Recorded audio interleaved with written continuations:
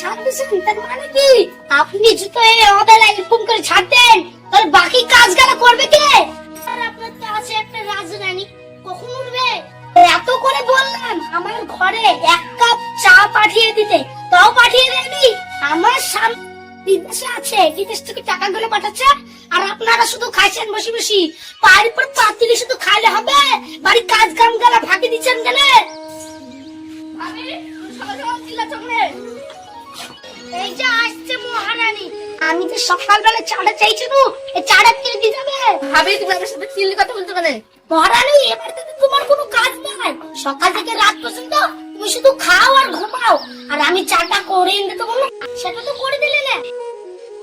এক কাপ চা বানিয়ে কি তোর হাতটা খসে পড়েছে? তো সকাল থেকে রাত পর্যন্ত শুধু তুই খাস আর ঘুমাস, তাছাড়া তো তোদের কোনো কাজ নাই। তোমার চাটা তুমি নিজে করেও খেতে পারো। তুই কি মনে করেছিস আমি রান্না ঘরে যে চা বানিয়ে খাবো? তুই কি মনে করেছিস আমি কি তোদের বাড়ি দাসী বান্ধি? তোদের কি মনে হয় আমি তোদের বাড়ি চাকর? কি হলো বৌমা, সকাল সকাল তুমি সবার সঙ্গে চিল্লাচিল্লি করছো কেন? কতবার করে বলবে মহারানীকে আমার ঘরে এক কাপ চা বানিয়ে দিতে, কিন্তু পাঠায়নি। জানেন না আপনারা আমার চা না খেলে দুই চোখ মিলে না, তার সত্ত্বেও রাজরানী আমার ঘরে চা পাঠায়নি। তাহলে চিন্তা করবে কি করবো? দেখতেই তো পাচ্ছ তোমার সামনে ঝাড় দিছে, তোমার ননদ কাজ করছে, নিজের হাতে এক কাপ চা বানিয়ে খেলে কি হয়? অনেক সমস্যা হয়। আপনি কি মনে করছেন আমি এবার দাসী বান্ধি? আর আপনি কি ভাবছেন আমি রান্না করে যে চা বানিয়ে খাবো? আমার বাবার বাড়িতে এক গিলাস আমি পানি পর্যন্ত বইয়ে খাইনি, আর আপনি কি বলছেন রান্নাঘরে যে আমি চা বানিয়ে খাতে? আপনি জানেন আমার বাবার বাড়িতে চা বানিয়ে দেওয়ার লোক থাকে, চা করে দেওয়ার লোক থাকে, পানি পর্যন্ত পৌঁছে দেওয়ার লোক থাকে, আমি নাকি চা বানিয়ে খাবো? পুরো বলছে দেখো না। জমিদারের মেয়ে আর জমিদারের মেয়ে, এটা হলো তোমার বাবার বাড়ি না, তোমার শ্বশুর বাড়ি, মানে আমার বাড়ি। শ্বশুর বাড়ি হয়েছে তো কি হয়েছে? সর্বপ্রথম আমার স্বামীর বাড়ি, এই বাড়িতে আমার যা মন চাই আমি তাই করবো। তুমি এটি করতে পারো না, তোমার বাবা আমাকে শিক্ষা দেয়নি শ্বশুরের সাথে আর শাশুড়ির সাথে কিভাবে কথা বলতে হয়? শিক্ষা দিয়ে বেশি ফুটুর ফুটুর করবেন না। আমার বাবা মা আমাকে ঠিক শিক্ষা দিয়েছে, আর আমার বাবা মা এই গরিব বাড়িতে কি দিয়েছে বলি আপনারা আমাকে যা মন তাই বলতে পারবেন না।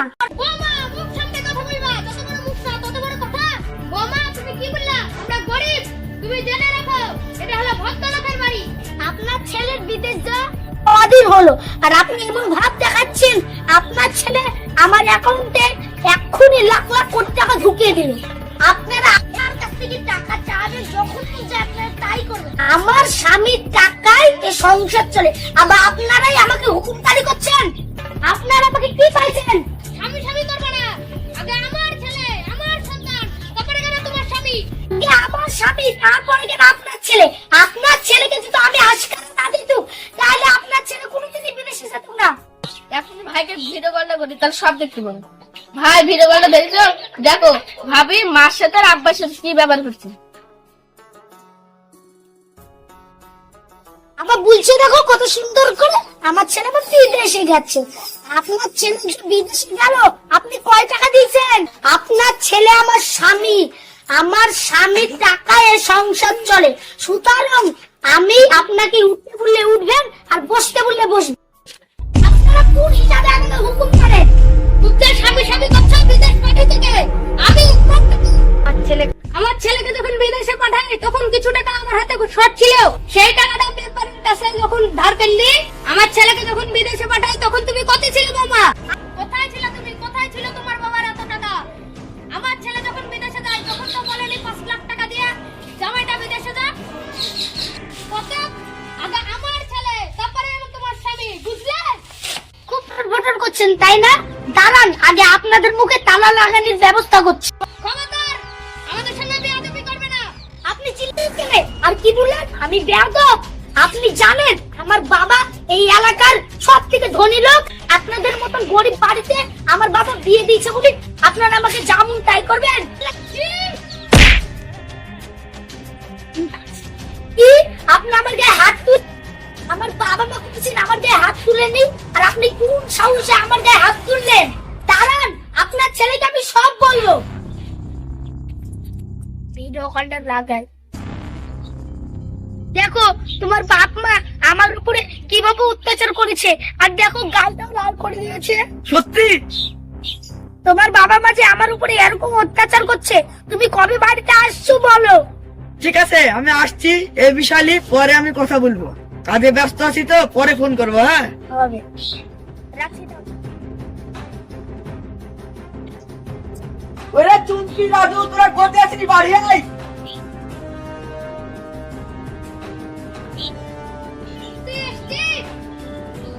এই তো তুমি এসেছো। দেখো তোমার বাপ মা আবার কি হাল করেছে। দেখো তোমার বাপ মা আমাকে কত কাজ করে দিয়েছে, ছাড় দিয়েছে, আবার থাল বেঁধে দিয়েছে, আবার রান্নাও করে দিয়েছে, আবার কাকুর চাকুর কাজও নিয়েছে। তাহলে ভাবো আমি কত কাজ করে নিয়েছি ওরা।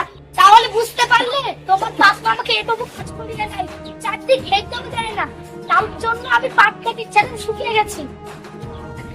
আর তুমি তোমার বাপ মাকে আলাদা করে দাও, না হলে আমাকে আলাদা করে খেতে দাও, না হলে তোমার সাথে আমাকে বিদেশে নিয়ে যাও। আমি আর এভাবে থাকতে পারছি না। কে কি করেছে, কে কি না করেছে, আমি যদি আমার নিজের চোখ দিয়ে না দেখতু, তাহলে আমি বিশ্বাসই করতে পারতাম না। তোমার কাছ থেকে আমি এই জিনিসটা আশা করিনি, বুঝতে পারলে? মানে তুমি কি বলতে চাইছো? তুমি আমার মাকে এভাবে কষ্ট দিতে পারলে, আমার বাপও মাকে এভাবে কষ্ট দেয়নি, আর তার ছেলের বউ হই তুমি আমার মাকে কষ্ট দিলে। তুমি আমার মাকে দিনের পর দিন এরকম ভাবে কষ্ট দিতে পারলে। তুমি বিদেশ টাকা অবস্থায় তুমি যেভাবে কাজ করতে বলেছো, আমি সেইভাবে কাজ করেছি। তুমি যেভাবে তোমার অ্যাকাউন্টে টাকা দিয়েছো, আমি সেইভাবে তোমার অ্যাকাউন্টে টাকা দিছি। তার সত্ত্বেও তুমি আমার বাপ মাকে এরকম ভাবে কষ্ট দিতে পারলে। আমি এত টাকা ইনকাম করে কি করব? আমার পরিবার তো সুখে নাই। তাই তোমাকে আমি বলে রাখছি, তোমার সাথে আমি সংসার করতে পারবো না। আমি আমার সব ভুল বুঝতে পেরেছি, তুমি আমাকে ক্ষমা করে দাও। তুমি আমার কাছে ক্ষমা চেয়ে কোনো লাভ নাই। আগে তুমি আমার মার কাছে ক্ষমা চাও। আমার মা যদি ক্ষমা করে দেয় তাহলে গান করবো, না হলে না। মা আপনি আমাকে ক্ষমা করে দিন, এই ভুল আমার জীবনে হবে না।